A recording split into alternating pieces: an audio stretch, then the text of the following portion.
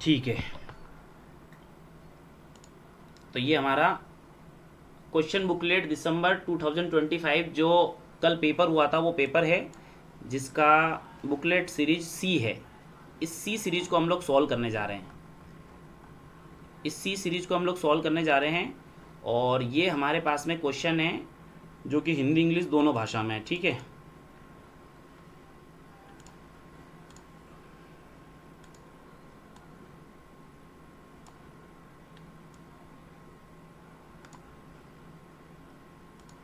देखो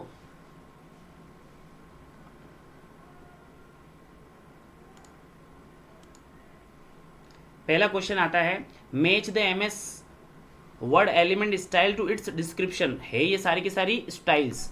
अब हमारे को इस क्वेश्चन के अंदर करना क्या है कि हमको है ना, जो भी हेडर है एमएस वर्ड का टॉपिक, पोर्ट्रेट है, जस्टिफाई है, सबस्क्रिप्ट है, इनका अगर अपने को नॉलेज है ना तो ही हम इन क्वेश्चन को सॉल्व कर पाएंगे।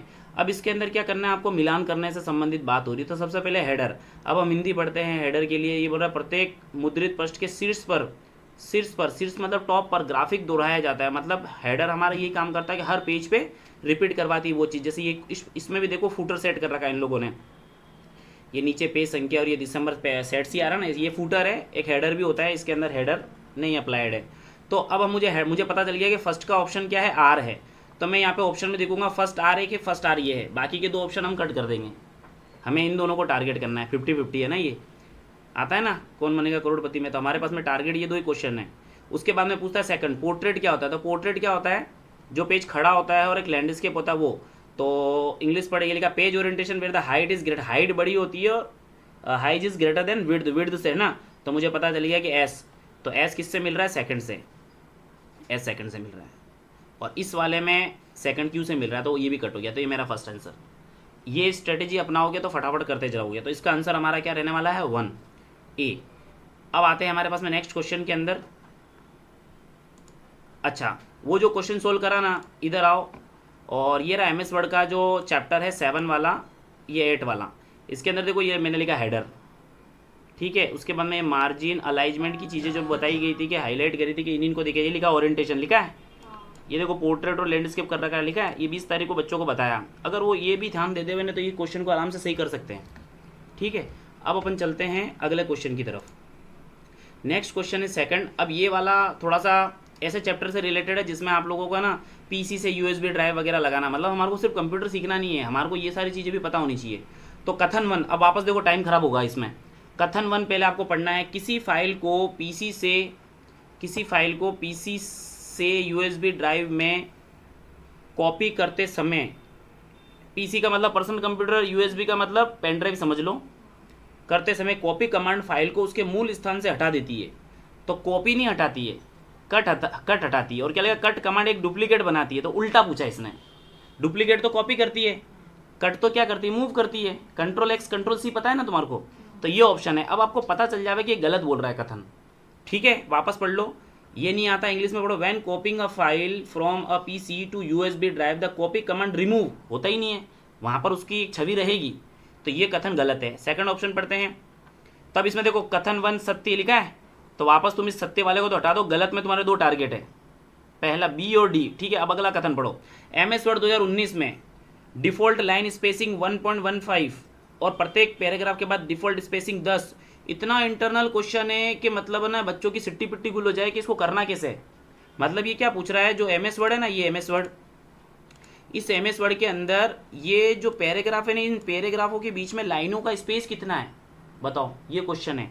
और ये वाला रहा इसका ऑप्शन, यहाँ पे 1.15 है। और ये चीज़ मैंने अलग बोर्ड पे लिखी थी तो वो इसमें नहीं है। बाकी मैंने बोला था 1.15 ध्यान रखना, छोटे वाले बोर्ड पे लिखी थी ये बाद में अलग से, तो इसमें नहीं है। तो ये चीज़ देखो कि पेपर में आई है। दूसरी चीज़, अब हम जिन बच्चे ने सुना होगा ना उनको तो ये ध्यान रहेगा कि भाई हाँ सर ने 1.15 बोला है। लेकिन अब इसमें एक चीज़ और क्या बोल दी इसने कि प्रत्येक पैराग्राफ के बाद डिफॉल्ट स्पेसिंग 10 पॉइंट होना चाहिए। मतलब ये कि ये जो एक पैराग्राफ है ना, इस पैराग्राफ के बाद में ये जो दूसरा पैराग्राफ है ना, इसके बीच का गैप 10 पॉइंट होना चाहिए। अब तुम सोच लो कि वो बच्चे क्या करेंगे जो RSCIT मतलब है ना सिर्फ इसलिए आते हैं कि भाई हमको कंप्यूटर चलाना मिल रहा है, और ये फीस किसी काम की नहीं, फिर आपकी फीस जाने वाली है। क्योंकि अगर आप इंटरनल इतना नहीं सीख रहे हो तो यहाँ आए लाइन स्पेसिंग ऑप्शन में ये लिखा देखो 10 पॉइंट, 1.15 यहाँ दे रखा है और 10 पॉइंट यहाँ आफ्टर, बाद में आफ्टर ही होता है तो 10 पॉइंट। तो इतना अंदर से पूछा, तो अगर जिस बच्चे ने उस समय छोटी मोटी भी 1.15 को याद रख लिया हो, ठीक है ना, तो वो क्या बोलेगा कि हाँ यार ये कथन मुझे सही लग रहा है। तो कथन 1 गलत, कथन 2 सत्य। सही है, ये इसका आंसर है। कोई डाउट? तो अब आप समझ सकते हो कि आपको हम लोग जब वर्ड सिखाते हैं तो आपको सिर्फ चलाना ही नहीं सीखना, आपको एग्ज़ाम भी पास करना है। चलाना तो आपको जॉब दिलवा, मतलब जॉब में आपको स्टेबल कराएगा, लेकिन सीढ़ी कैसे पार करोगे? जब सर्टिफिकेट होगा तभी तो। जैसे होता है ना कि अगर हमारे को छत पे पहुंचना है तो सीढ़ियों से गुजरना है, तो सीढ़ियाँ क्या है? तुम्हारा सर्टिफिकेट है। और जब छत पे टिके हो कब रहोगे? जब तुम्हारे पास में नॉलेज होगा। स्टेबल तो तभी होंगे जब, नहीं तो क्या होगा 1-2 दिन के अंदर ही उतरवाना कर देंगे, बोले आपको काम तो आता ही नहीं है। तो अगर हम हमारे को जॉब चाहिए ना, तो हमको नॉलेज होना चाहिए जिससे हम 1 महीना 2 महीना टिक के काम करते हैं, और उस जॉब को पाने के लिए वो सर्टिफिकेट है। और सर्टिफिकेट कब आएगा? जब पास होगे। तो इसके लिए भी वापस हमारा टाइम खराब होता है इस वाले क्वेश्चन के अंदर, जो कि आपको बहुत धैर्य से पढ़ना है। जो शांति से पढ़ा होगा, सुना होगा, वो अच्छा करके आया होगा। अगला क्वेश्चन आता है, फटाफट, ये बात शॉर्ट है। प्रेजेंटेशन, पावर पॉइंट तुम सभी ने पढ़ा है, का संग्रह है, किससे कलेक्शन से बनती है? बहुत ईजी क्वेश्चन है, स्लाइड से बनती है। ठीक है, ये हो गया स्लाइड वाला क्वेश्चन है ना। चलो, इसका आंसर स्लाइड है। नेक्स्ट क्वेश्चन आता है अर्थमेटिक लॉजिक यूनिट। वापस से दिमाग झंझोलने वाला क्वेश्चन है। देखो, अर्थमेटिक लॉजिक यूनिट के संबंध में कथनों पर विचार करें। अब ये अर्थमेटिक लॉजिक यूनिट जब आपको सीपीयू समझाया गया था ना, उस समय सीयू, एलयू और एमयू, सीयू, एलयू और एमयू एक ब्लॉक डायग्राम बना करके आपको बताया होगा कि सीयू का काम ये होता है, एलयू का काम ये होता है, एमयू का काम ये होता है। अब उसके अंदर इसने क्या बोला है कि अर्थमेटिक लॉजिक यूनिट का काम क्या होता है। फिर वापस से इसने क्या बोला कि कौन सा कथन सही है। तो पहला ऑप्शन दे रखा है, यह अंक गणितीय संक्रियाएं करता है। It perform arithmetic operation. सही बात है, जो एएलयू यूनिट होता है ना हमारे सीपीयू का, वो ये अर्थमेटिक ऑपरेशन ही करता है, लॉजिकल ऑपरेशन यही करता है। ठीक है, तो पहला कथन सही है। फिर इट स्टोर डाटा, गलत, वो डाटा स्टोर नहीं कर रहा। फिर बोला ये तुलना करता है, सही, ये कंपैरिजन करता है, यानी कि लेस देन, ग्रेटर देन। जैसे मेरे को पूछा गया कि भाई 21 इज ग्रेटर देन 20, तो 21 बड़ा है 20 से, तो वो ग्रेटर देन का साइन है ना, कंपैरिजन करने के काम में आ रहा है। तो वो वाली चीज़ें भी आपका एएलयू ही करता है। तो हमारा फर्स्ट कथन एक तो सही बैठता है और सी थर्ड कथन सही बैठता है। तो इसके अंदर हमारे आंसर आता है डी। बच्चे डाउट में देखो, पहले उसने यहाँ डॉट लगाया, फिर यहाँ डॉट लगाया, फिर पता नहीं क्या करा। तो देखो ये डी इसका आंसर है। समझ में आया? ये आपको एक कथन पढ़े, फिर इनपुट डिवाइस के साथ संचार करता है। देखो, कीबोर्ड माउस के साथ काम थोड़ी ना करता है वो। तो ये वाला इसका आंसर क्या रहने वाला? ये है। उसके बाद में नेक्स्ट क्वेश्चन आता है हमारे 5वां। माइक्रोसॉफ्ट एक्सेल वर्कबुक की सबसे छोटी इकाई क्या है जो एक पंक्ति और एक कॉलम के क्रॉस सेक्शन द्वारा बनाई जाती है? Cross section of row and column. जब आपका कॉलम और रो क्रॉस होता है तो उससे जो चीज़ बनती है उसको हम क्या बोलते हैं? उसको हम बोलते हैं सेल। क्या बोलते हैं? ये बनाया सेल, इसको क्या बोलते हैं? सेल। तो इसमें जो आंसर आना चाहिए कि भाई छोटी इकाई क्या होती है, हिंदी में भी पढ़ सकते हो, वर्कबुक की सबसे छोटी इकाई क्या होती है? एक पंक्ति और एक कॉलम के क्रॉस सेक्शन बनाती है। तो इसका आंसर क्या बनने वाला? हमारा सेल। इसका आंसर सेल है। उसके बाद में आता है वापस ये वाला क्वेश्चन जो है ना, जिसने प्रैक्टिकल करा होगा उसको पता होगा, अदरवाइज ठीक है, और जिसने थोड़ा अपना IQ लगाया होगा। देखो, एक्सेल वर्कशीट को प्रिंट करने के लिए यह सुनिश्चित करने के लिए एक हेडर सूचना वाली विशिष्ट पंक्ति प्रत्येक मुद्रित पृष्ठ के शीर्ष पर दोहराई जाए, कौन सा विकल्प कॉन्फ़िगर किया जाना चाहिए? ये बोल रहा है कि भाई वो जब आप पावर उसमें एक्सेल के अंदर प्रिंट करते हैं ना अपन, तो एक्सेल की शीट तो बहुत बड़ी होती है, तकरीबन उसमें 16,382 तो उसमें कॉलम होते हैं और 10,48,500 कितने रो होती है? 10,48,576 उसमें अपने रो होती है। जब आप ये एक्सेल खोलते हो ना, तो इस एक्सेल के अंदर देखिए आप लोग, ये मैं व्यू में गया या नॉर्मल व्यू में गया, ये एक कॉलम है ना, मैंने यहाँ से ये देखो लास्ट इतना, ये एक्सेप्ट दी लास्ट कॉलम है, फिर यहाँ आया, फिर डाउन देखो 10,48,576 इसमें क्या है? रो है ना। अब ये कहना चाह रहा है कि जब आप मान लो इतने लंबे चौड़े को प्रिंट करोगे तो आपको हर पेज पे टाइटल चाहिए। तो टाइटल करने के लिए क्या सेटिंग्स है, ये वो पूछ रहा है। बताओ कितना, कैसी चीज़ पूछी इसने, है ना। पूरी एक्सेल है। अब इस एक्सेल के अंदर मान लो मेरे पास में काम इतना करा हुआ है, तो टाइटल में एक ही बार लिखूंगा। मैं चाहता हूँ अगली बार जो पेज आ रहा है ना, उसमें भी वही टाइटल कॉपी होकर के आवे, फिर वापस जो है ना उस पर भी वही टाइटल, फिर वापस जो भी है उस पर भी वही टाइटल। तो हर एक पे वो टाइटल सेम मांग रहा है। तो प्रिंट टाइटल ऑप्शन अगर जो अपना आईक्यू लगा ले कि यार दूसरे तो समझ में नहीं आ रहे, प्रिंट टाइटल करके करे, तो वो प्रिंट टाइटल इसका आंसर सही रहने वाला है। देखो मैं बताता हूँ तुम्हारे को कहाँ है ये ऑप्शन। ये मैंने पेज ब्रेक करा, पेज ब्रेक करने के बाद में यहाँ पे आप देखेंगे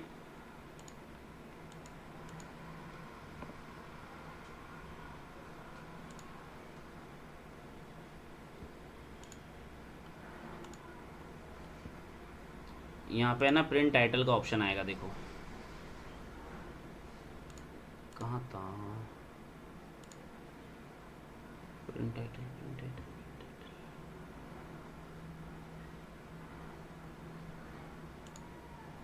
ये रहा प्रिंट टाइटल। देखो प्रिंट टाइटल पे गए, ये सेटिंग करनी पड़ेगी। देखो ये बता रहा है इस उसको देखो, प्रीव्यू को देखो, पहले वाले हिस्से में टाइटल कर रखा है, फिर अगले टाइटल, फिर ऐसे करते करते सबके वो टाइटल उठाएगा। तो ये ऑप्शन कहाँ से उठाया इसने, देखो प्रिंट टाइटल है ना।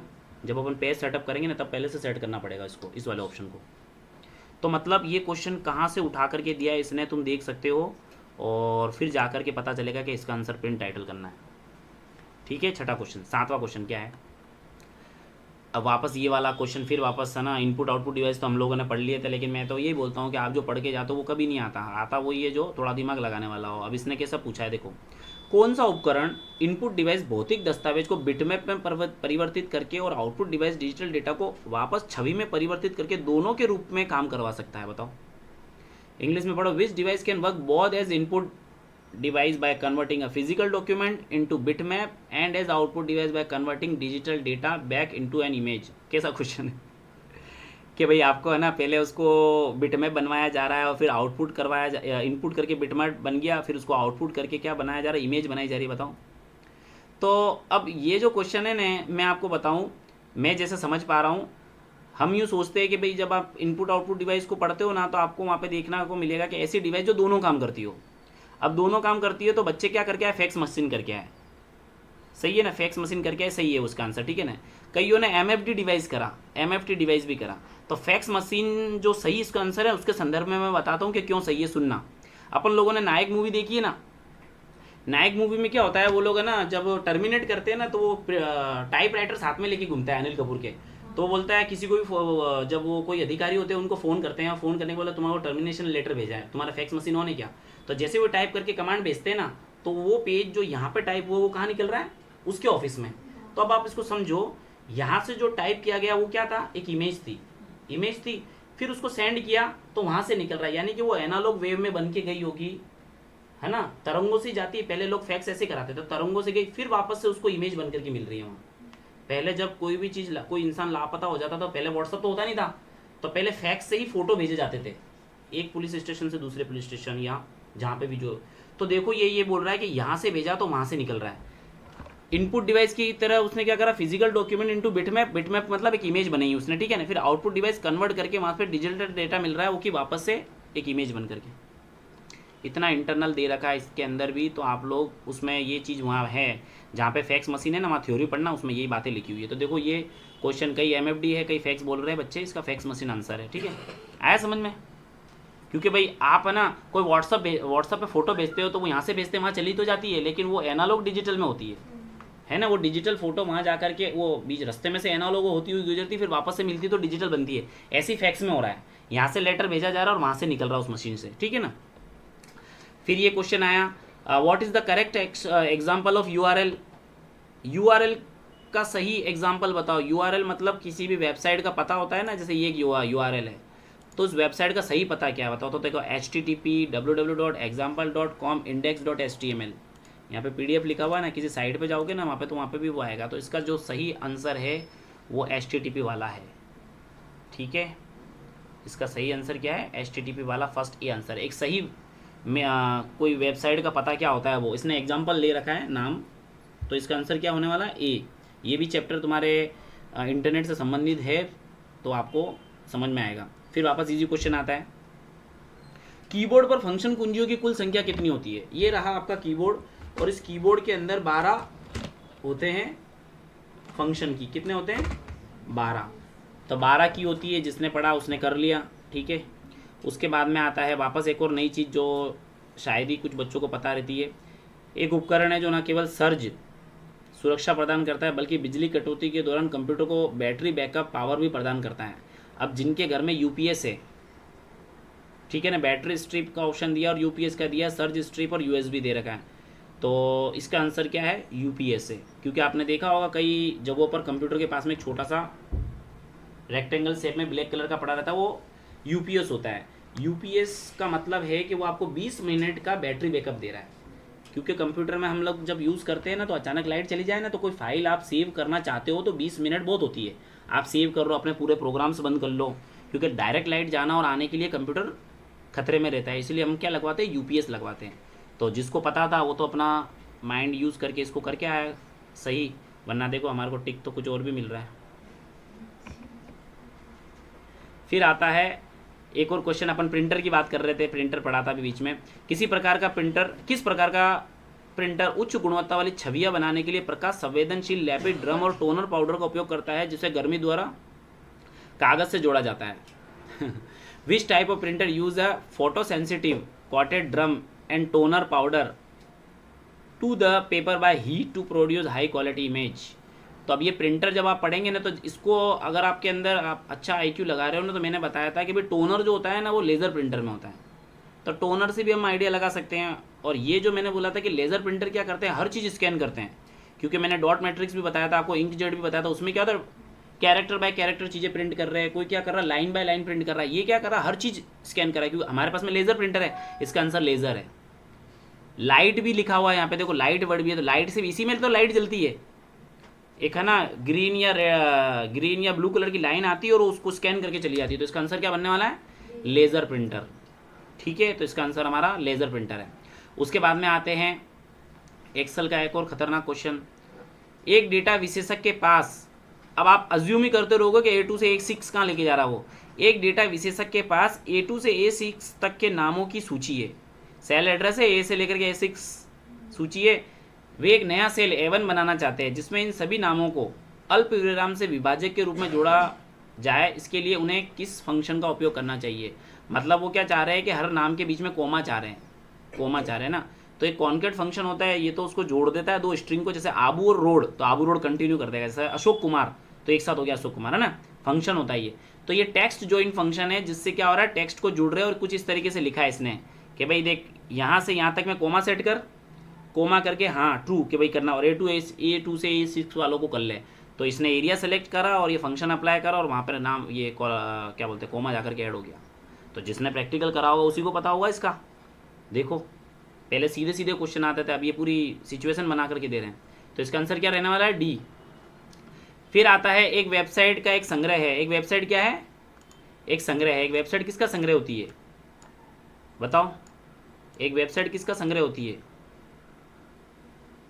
वेबसाइट संग्रह होती है वेब पेजों का। किसका संग्रह होती है, वेब पेजों का। और अपन इसको भूल गए, इसमें से काफ़ी अपन आगे बढ़ गए। यहाँ पर है ना एक वेबसाइट, और वो भी मैंने कहीं लिखा था, HTTP virus,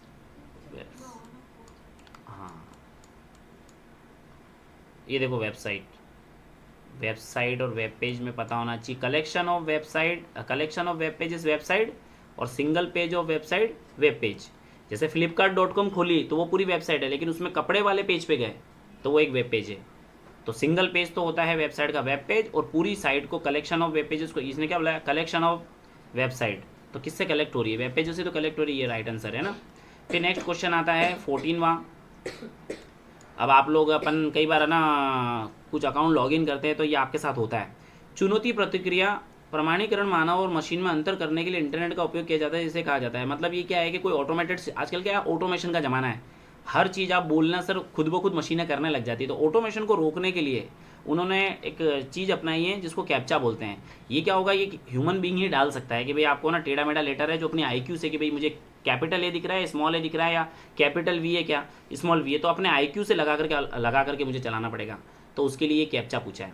challenge response authentication use in the internet for distinguish human and machine. मतलब इंसान और मशीन में फ़र्क करने के लिए क्या बनाया गया आजकल, कैप्चा पता है ना तुम लोग, टेढ़ा मेढ़ा लेटर आता है नीचे कैप्चा डालते हैं ना अपन, वो कैप्चा पूछ रहा है ये। तो ह्यूमन और मशीन में डिफरेंस इससे हो रहा है। तो इसका आंसर क्या बनने वाला है, कैप्चा। फिर आता है अब एक और, देखो क्वेश्चन ये कैसा है, अब पूरी सिचुएशन बना के दिया है। पढ़ने में कितना टाइम जा रहा है अपने को, देखो सुश्री गीता एक ऐसे रेस्टोरेंट में खाना खा रही है जो डिजिटल भुगतान स्वीकार करती है, मतलब ऑनलाइन पेमेंट कर रही है। वह बिल का भुगतान करने के लिए अपने यूपीआई ऐप का इस्तेमाल कर रही है, कोई भी ऐप हो सकती है वो इस्तेमाल कर रही है। लेन देन करने के लिए वह काउंटर पर लगे एक द्विआयामी काले और सफ़ेद बारकोड को स्कैन करती है। अगर वो यहाँ पे क्यूआर कोड बोलता तो इसका आंसर हो जाता, तो इसने कहा सफ़ेद बारकोड को, काले और सफ़ेद बारकोड को स्कैन करती है। यूपीआई भुगतान आरंभ करने के लिए सुश्री गीता किस विशिष्ट घटक को स्कैन कर रही है? क्यूआर कोड को।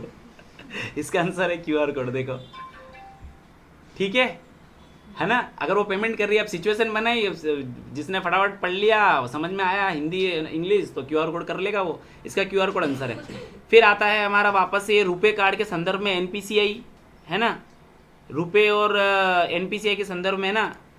तो रुपए और एनपीसीआई के संदर्भ में अपन बात करें तो कौन से चैप्टर का, ये 5th चैप्टर का पार्ट था ना ये, एनपीसीआई 5th चैप्टर का पार्ट है ना। यहाँ पे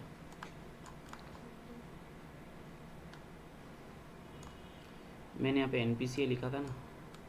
एनपीसीआई क्या होता है, इसमें नहीं है। एनपीसीआई क्या होता है, रुपए पता है तुम्हारे को, अपने पास में वो होता है ना एटीएम डेबिट कार्ड होते हैं ना, उसमें मास्टर कार्ड वीज़ा कार्ड होते हैं ना, तो रुपए कार्ड भी एक टाइप का ना फ्लेवर है। तो रुपए कार्ड कौन बनाता, तो एनपीसीआई बनाता है। तो एनपीसीआई की फुल फॉर्म तुम्हारे 5th चैप्टर में दे रखी है। National payment corporation of India पढ़ करके जो बच्चे गए वो टिक करके आए, टिक करके आए। तो रुपए कार्ड के संदर्भ में एनपीसीआई का पूर्ण रूप बताओ, फुल फॉर्म पूछिए, ठीक है। हम कंप्यूटर सीखना है लेकिन हमारे को ये सब भी पता होना चाहिए, सिलेबस का ही पार्ट है ये, है ना।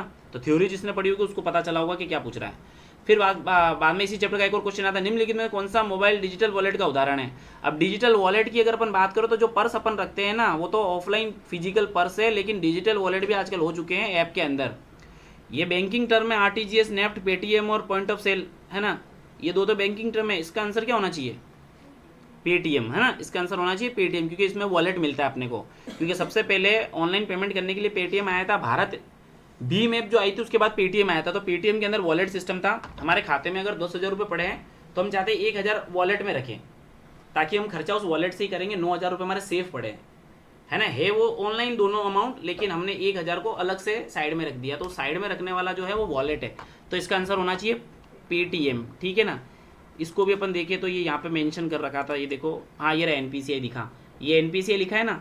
और ये नेफ्ट, आरटीजीएस, आईएमपीएस और वॉलेट दे रखा है, यूपीआई दे रखा है। तो देखो इस चैप्टर में से ये एनपीसीआई और ये नेफ्ट, आरटीजीएस के टर्म्स से संबंधित क्वेश्चन 2 डाल दिए इन्होंने, ठीक है।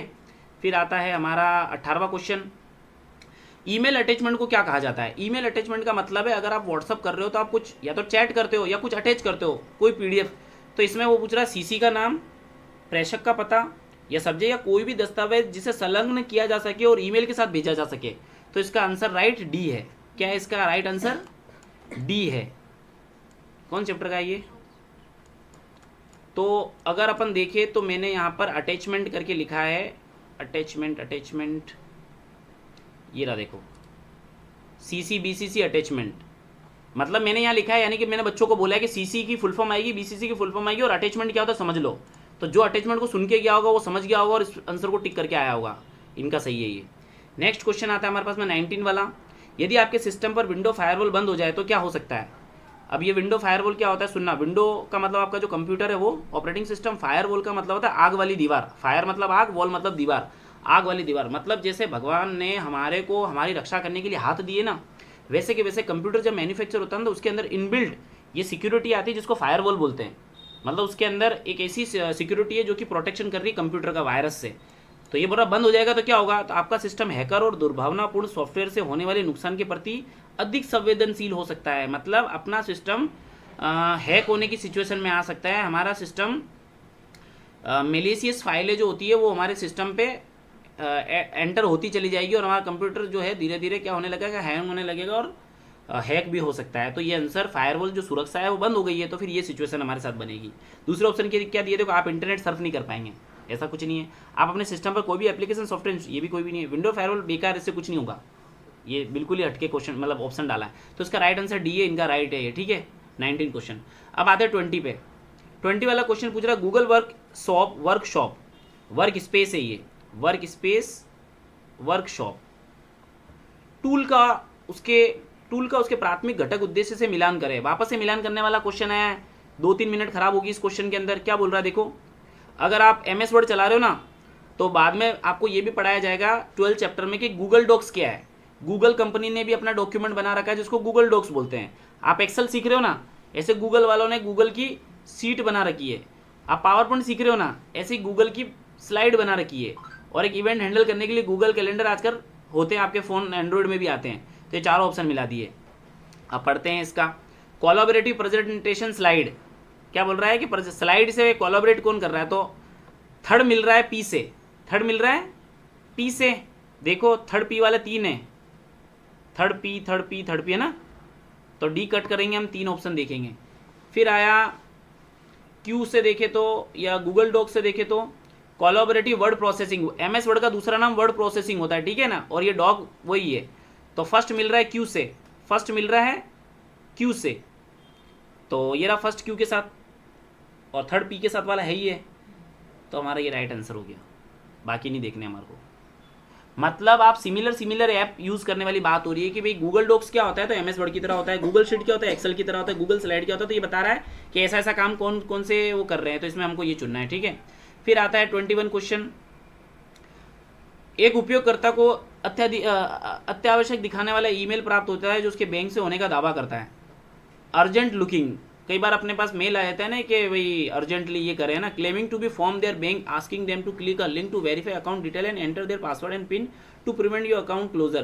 कि भाई तुम्हारा अकाउंट बंद होने वाला है, हम एक लिंक भेज रहे हैं, फटाफट इसको फिल करके डिटेल भर दो।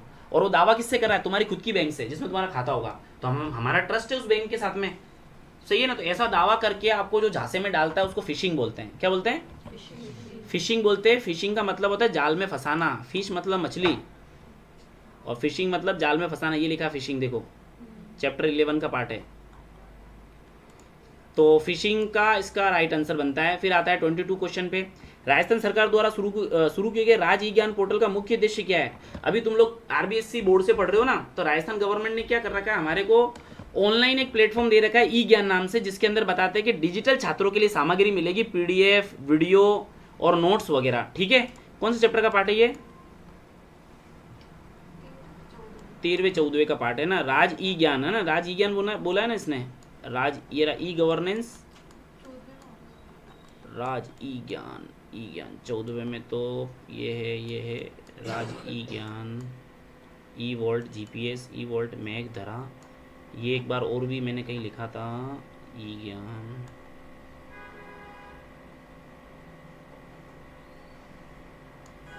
इसको 6-7वें चैप्टर के अंदर भी शायद डिस्कस किया था।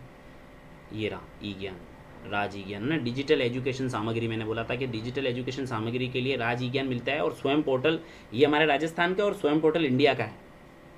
मतलब इंडिया मतलब MP board, UP board, Gujarat board का सबका कंटेंट इसमें मिलेगा, और ये सिर्फ राजस्थान का मिलेगा, ठीक है।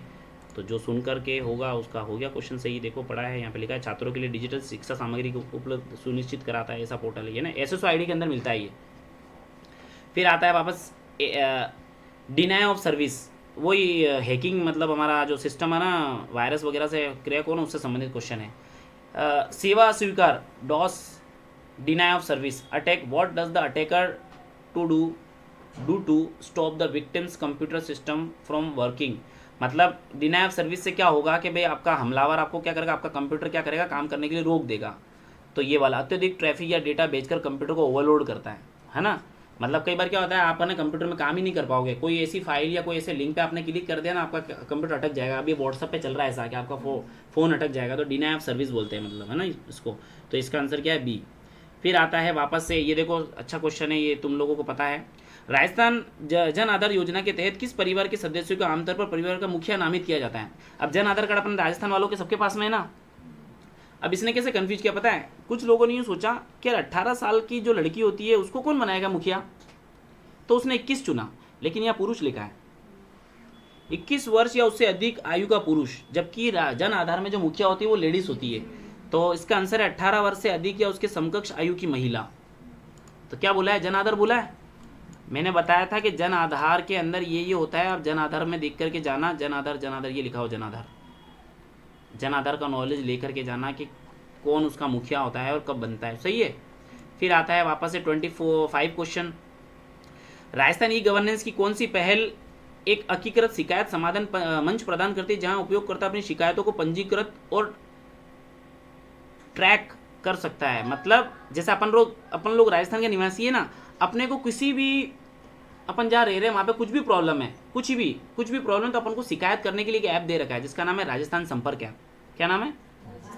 ये भी एसएसओ में मिलता है। आप एसएसओ पे जा करके संपर्क कर सकते हो, फोटो अपलोड कर सकते हो, कुछ भी आपको शिकायत है ना, जो भी आप उसका फोटो खींच के अपलोड कर सकते हो। ये लिखा हुआ राजस्थान संपर्क ऐप, देखो राजस्थान संपर्क, सही है। फिर आता है हमारे पास में नेक्स्ट 25वां हो गया 26, कागज को संपादन योग्य दस्तावेज में बदलने के लिए स्कैनर तकनीक का उपयोग करता है। अब ये वापस क्वेश्चन बच्चों को गफलत में डाल करके गलत करवा के आया। अब सबको पता है कि भाई कागज को संपादन यानी कि मतलब है ना, संपादन तो एडिटेबल होता है, ये बोल रहा है कि स्कैन करवा रहा है। अब स्कैनर पे अपन क्या करते हैं, स्कैनर में कोई कागज रखते हैं, उसको स्कैन हो जाता है, तो सब ये सोच के इसको स्कैन करके आ गए, स्कैनर करके आ गए। भाई आपने अपने कोई भी फॉर्म भरे तो अपन मार्कशीट वगैरह देते हैं, तो वो जो शॉप वाला होता है वो क्या करता है, अपने डॉक्यूमेंट को स्कैन करता है ना। लेकिन इसने क्या बोला, एडिटेबल बनाना है उसको। एडिटेबल का मतलब है कि उसके कंटेंट को आप मॉडिफाई करें। मैं भी पीडीएफ के अंदर मॉडिफाई कर रहा था, कुछ ऐसा है ना। तो इसका जो आंसर है वो बनना चाहिए OCR, ऑप्टिकल कैरेक्टर रीडर, जो इनपुट डिवाइस का पार्ट है। मैंने बोला था ना कि भाई आजकल क्या होता है कि एक डिवाइस आ चुका है, गूगल लेंस कैसा है, कैरेक्टर को उठाता है, कैरेक्टर उठा रहा है, तो अपन है ना पेन की तरह आता है वो। मैं इस पे यूँ करूँगा ना तो ये कंटेंट स्कैन भी हो जाएंगे और एडिटेबल हो जाएंगे। मैं कागज़ की जगह कुछ एडिट कर सकता हूँ, जबकि स्कैन क्या करता है, मुझे एडिट करने की फैसिलिटी नहीं देता, वो खाली फोटो छाप रहा है। जैसे कि मैंने PDF स्कैन करी, अभी मैं इसको स्कैन नहीं, मैं इसको एडिट नहीं कर पा रहा। देखो मैं इस OCR को या किसी को मिटा पा रहा हूँ क्या? स्कैन तो है ये। तो इसका आंसर कई लोग स्कैनिंग करके आए, जो कि इसका आंसर OCR बनना चाहिए। ठीक है, तो इनपुट डिवाइस जो चैप्टर 2 है ना उसका पार्ट है ये। फिर आता है हमारा क्वेश्चन नंबर 27, कौन सी विंडो यूटिलिटी आपके स्क्रीन पर किसी ऑब्जेक्ट का स्क्रीनशॉट लेने, एनोटेट करने और सहेजने, उसे छवि के रूप में साझा करने की अनुमति देती है? विच विंडो यूटिलिटी? अब आपको स्क्रीनशॉट लेना आता ही है ना, विंडो बटन के साथ में प्रिंट स्क्रीन दबाओगे तो ये स्क्रीनशॉट हो गया। लेकिन अगर आप इसको ना एक और तरीके से स्क्रीनशॉट लेना चाहते हैं तो ये स्नीपिंग टूल आ रहा है। क्या लिखा हुआ है? स्नीपिंग टूल क्या है, आपको है ना आपकी चॉइस के अकॉर्डिंग है ना स्क्रीनशॉट लेने में फैसिलिटी करेगा। देखते जाओ, ये जैसे खुला, मैंने यहाँ से ये मोड रखा, मुझे इतने से इससे का स्क्रीनशॉट चाहिए, देखो हो गया। तो इसका आंसर क्या है? स्नीपिंग टूल। स्नीपिंग टूल स्क्रीनशॉट बोल रहा है ना ये। फिर आता है वापस DNS, डोमेन नाम प्रणाली का प्राथमिक कार्य क्या है? अब ये डोमेन वाले वापस आप लोगों को नहीं पता चलेगा कि क्या है, तो मैं बताऊं आपको। हम लोग वेबसाइटें देखते हैं ना, जिसमें फ्लिपकार्ट होता है, अमेजोन होता है, कई साइटों के पीछे .com, .in, .org, .edu, .gov होते हैं ना वेबसाइटों के नाम के पीछे, उनको डोमेन नेम सिस्टम बोला जाता है। तो अब इंसान तो टेक्निकल भाषा इतना समझता नहीं है, तो क्या बोला था, मानव पठनीय, मतलब इंसान को समझ में आने वाली, मानव के लिए जो रीडेबल हो, मानव पठनीय डोमेन नामों को संख्यात्मक IP में अनुवादित करता हो। तो इसका आंसर क्या है? ये DNS वाला आंसर है, जो 4-5वें चैप्टर का पार्ट है। कौन चैप्टर का पार्ट है ये? 4-5वें चैप्टर का पार्ट है, जिसमें मैंने बोला था कि DNS पढ़ के जाना। DNS, ये लिखा DNS, जिसमें मैं बोल रहा हूँ org, edu, in और .com। सही है। डोमेन मतलब जब हम किसी वेबसाइट को बनाते हैं ना, तो उसके पीछे .com रखना है, .in रखना है, क्या रखना है, वो ये डिसाइड करता है। इससे क्या होता है, ह्यूमन को अच्छे से समझ में आ जाता है कि ये कमर्शियल वेबसाइट है या गवर्नमेंट वेबसाइट है। तो ऐसा समझ सकते हो आप। इसका आंसर 28 का ए रहने वाला है। उसके बाद में आता है क्वेश्चन नंबर 29। अब ये जो चीज़ें ना, ये वापस घुमाने के लिए पूछी है इसने। देखो क्या बोल रहा है, उपयोगकर्ता को ने हम लोग एक फाइल रखी old-data.txt, एक फाइल है जो किसकी है, नोटपैड की है, नामक फाइल को रिसाइकल बिन में बिना भेजे उसे स्थायी रूप से हटाने का निर्णय लेता है। इस क्रिया के लिए उन्हें किस कीबोर्ड संयोजन का उपयोग करना चाहिए? एक शॉर्टकट की पूछी है इसने कि भाई जब आप कंप्यूटर में हो और इस कंप्यूटर के अंदर क्या हो, किसी फाइल को आप क्या करते हो, डिलीट करते हो। जैसे ये मेरी फाइल है, अब ये रिसाइकल बिन है ना, इसको मैं एम्प्टी कर देता हूँ। मैंने एम्प्टी कर दिया। अब इस फाइल को जब मैं डिलीट करूँगा ना, तो ये रिसाइकल बिन में चली गई है, दिख रहा है, रिसाइकल बिन भर गया। लेकिन मैं चाहता हूँ कि रिसाइकल बिन में जाए नहीं, बिना जाए ही फाइल यहाँ से हट जाए। तो बिना जाए इस फाइल यहाँ से हटाने के लिए मैंने क्या करा, ये मेरे नोटपैड की फाइल है, ठीक है, मैंने Shift+ डिलीट करा, एक हाथ से शिफ्ट दबाया और एक हाथ से डिलीट दबाया, ठीक है, और फिर यस करा। देखो रिसाइकल बिन में नहीं गई, परमानेंट कंप्यूटर से आउट हो गई है। तो Shift+ डिलीट से परमानेंट फाइलों को रिमूव किया जाता है, ये पूछा है इसने, ये बोला है इसने, ठीक है, शिफ्ट डिलीट, ठीक है ना। अब ये Windows+D करके आए कुछ बच्चे, तो तुम देख रहे होंगे मैं बार बार स्क्रीन कैसे ला रहा हूँ, Windows D से ला रहा हूँ। Windows D का मतलब डेस्कटॉप, तो ये वो ऑप्शन है, तो जो प्रैक्टिकल करता है उसको आता है, जो प्रैक्टिकल नहीं करता वो फिर तुक्के लगा के या कुछ ना कुछ जुगाड़ करेगा। फिर आता है वापस से क्वेश्चन नंबर 35 क्वेश्चन और बचे हैं। और देखो हमारा 1 घंटा, हमने शायद है ना 2:15 पे स्टार्ट किया था, मतलब अगर अपन समझ समझ के कर रहे हैं तो भी देख लो 45 मिनट के अंदर है ना अपन पहुंचने वाले हैं। तो फटाफट करेंगे तो क्यों नहीं होगा। बस ये है कि हमारी सूझबूझ और हम लोग एक्टिवली काम करेंगे ना तो हमारा काम होगा। कुछ बच्चे जो एक्सपर्ट थे वो बता रहे कि सर है ना हम लोग आना आधे घंटे में कर लिया था, और बाकी को तो 1 घंटा भी कम पड़ रहा था। वापस ये क्वेश्चन है, फिर ये थोड़ा घुमाने वाला वर्ड का क्वेश्चन है। देखो, to offset the key quoted paragraph slightly from both the left and right margin making look different from the rest of the document, you are most likely to use which feature from the following. मुख्य अद्भुत paragraph को बाएं और दाएं margin से थोड़ा सा offset करने के लिए जिससे ये दस्तावेज के बाकी हिस्सों में अलग दिखाई दे, आप निम्न लिखित में से किस सुविधा का उपयोग करेंगे। तो आपको मैडम ने इंडेंटिंग पढ़ाया होगा, इंडेंटिंग पढ़ाया होगा, इसका आंसर इंडेंटिंग है। और अब कईयों को अलाइजमेंट लगा, कईयों को लाइन स्पेसिंग लगा जो 1.15 वाला था, है ना। तो इसका जो आंसर क्या रहने वाला है, इंडेंटिंग रहने वाला है।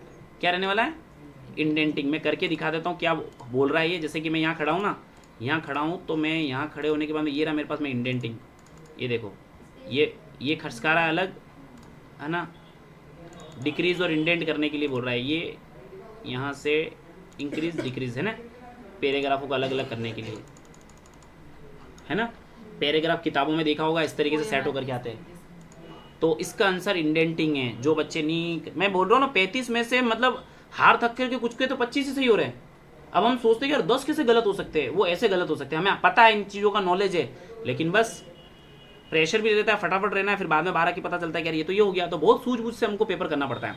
फिर आया 31 क्वेश्चन, सहयोगात्मक प्रस्तुति बनाने के लिए छात्रों को किस गूगल वर्क स्पेस एप्लीकेशन का प्रयोग। अब सहयोगात्मक बोला इसने, सहयोगात्मक बोला तो सहयोगात्मक के लिए क्या बोला है, इंग्लिश में पढ़ा कोलैबोरेटिव प्रेजेंटेशन। तो प्रेजेंटेशन से हम गूगल स्लाइड चुन सकते हैं। सही गया इन्हों का, गूगल स्लाइड। इसका आंसर क्या रहने वाला है, गूगल स्लाइड इसका आंसर रहने वाला है, गूगल स्लाइड। ठीक है, ये भी हमारे 12वें चैप्टर का पार्ट है गूगल वर्क स्पेस के अंदर से, जिसमें तीनों सॉफ्टवेयर को मैंने अलग से लिख करके और उनको बोला था कि आप इसको फ़ोटो खींच लो, ताकि आपको क्या है पता चलता जाएगा कि मैं जो बोल रहा हूँ वो क्या चीज़ है। ठीक है ना। तो मेरा कहने का मतलब यही है कि अगर आप सुनते हो तो काम हो जाता है। मैंने पूरा ना सेपरेट करके एक फ़ाइल बनाई थी जिसमें बोला था ये वर्ड की है, ये लिब्रे ऑफिस की है और ये गूगल की है, तीनों मैंने सेट करके बनाई थी। तो उन्होंने फ़ोटो खींचा और दिमाग में रखा कि हाँ ठीक है इसको ऐसे करना है। ठीक है, नेक्स्ट क्वेश्चन की तरफ हम लोग चलते हैं। इसका आंसर क्या है, स्लाइड, है ना। 32 में आते हैं हम लोग, प्ले स्टोर से। अब प्ले स्टोर तो आप सभी यूज़ करते हो, ये तो हर बच्चे ने कर लिया होगा। प्ले स्टोर से ऐप्स डाउनलोड करने के लिए पहले उपयोगकर्ता को अपने नए एंड्रॉइड फ़ोन पर कौन सा पहला आवश्यक कदम उठाना चाहिए। अभी नया फ़ोन लेकर के आया है, आप लोग चाहते हो कि व्हाट्सअप नहीं है मेरे फ़ोन में, मुझे डाउनलोड करना है। तो जब आप प्ले स्टोर पर क्लिक करोगे ना तो सबसे पहले मेल ID डलवाएगा, वो पूछ रहा है ये register sign in to their Google account. अपने गूगल खाते में पंजीकरण साइन इन करें। तो सही हुआ बच्चों का 22वां 32वां क्वेश्चन है ना। 33 क्वेश्चन पे आते हैं, आप किसी प्रेजेंटेशन को कैसे बंद कर सकते हैं, निम्नलिखित में से उपयुक्त। अभी पावर पॉइंट तुम चला रहे हो ना, अब देखो इसने इजी नहीं पूछा। हर बार क्या आता था कि भाई आपने क्या करा, बंद करने के लिए Ctrl+W दबा दिया, ठीक है ना। लेकिन अब ये कुछ अलग ही बोल रहा है। देखो, फाइल टैब पर क्लिक करेंगे फिर बंद करेंगे, पहला ऑप्शन। फाइल में यहाँ से बंद का आता हो ना ऑप्शन, वहाँ पे भी एग्जिट या क्लोज ही लिखा हो रहा था, लेकिन ये इसने लिखा है। फिर बी में बोल रहा है पावर पॉइंट विंडो के ऊपरी दाएं कोने पर, ऊपरी दाएं कोने पर, दायां बोले तो ये लेफ्ट है, ये दायां, ये राइट है, क्रॉस, इस पर क्लिक करते हैं ना अपन। पावर पॉइंट विंडो के ऊपरी दाएं कोने पर दिखाई देने वाला बंद बटन पर क्लिक करेंगे। बताओ बंद बोले तो इंग्लिश में क्या बोल रहा है इसको, क्लोज नहीं बोल रहा है ये, हाँ क्लोज बटन, ठीक है। तो यहाँ वाला बटन, ठीक है, ये वाला ऑप्शन भी ठीक है। फिर कीबोर्ड शॉर्टकट की Ctrl+W दबाएंगे, इससे भी बंद होता है। तो सभी विकल्प सही है। इसका आंसर क्या है। अब जिनको ये बातें नहीं पता थी वो कुछ और करके आए होंगे। फिर आता है 34 क्वेश्चन, निम्नलिखित में से कौन सा ऑपरेटिंग सिस्टम का वैध उदाहरण नहीं है। थर्ड चैप्टर का पार्ट है ये ऑपरेटिंग सिस्टम वाला, कि भाई ये ना कौन सा ऑपरेटिंग सिस्टम नहीं है। तो लिनक्स है, MS-DOS है, गूगल एंड्रॉयड है। अब गूगल एंड्रॉयड भी है भाई, गूगल एंड्रॉयड बोला, देखो एंड्रॉयड भी ऑपरेटिंग सिस्टम ही होता है, गूगल क्रोम तो ब्राउजर होता है। तो इसका आंसर बी है। जिन्हों के क्लेवरनेस थी उन्होंने तो कर लिया, और कई लोग गूगल एंड्रॉयड को सोच करके कन्फ्यूज हो गए होंगे। यहाँ पे गूगल लिख दिया ना इसने, ये तो लिनक्स और MS-DOS तो ठीक है, सिर्फ एंड्रॉयड लिखा होता तो वो समझते हैं, लेकिन वो क्रोम और इन दोनों में कन्फ्यूज हो गए। बाकी सिंपल वे में देखा जाए तो गूगल क्रोम एक ऐप होता है जो ऑपरेटिंग सिस्टम नहीं होता, एप्लीकेशन यूज़र है ना, एप्लीकेशन सॉफ्टवेयर है ये। बाकी तीनों क्या सिस्टम सॉफ्टवेयर है। Last and final, what is the full form of wifi? Wireless fidelity. Wireless fidelity का इसमें आंसर है वायरलेस फिडिलिटी। वाईफाई, वाईफाई ये रहा, वाईफाई कहाँ गया, ये रहा 4th चैप्टर है ना, वाईफाई, ये रहा वाईफाई।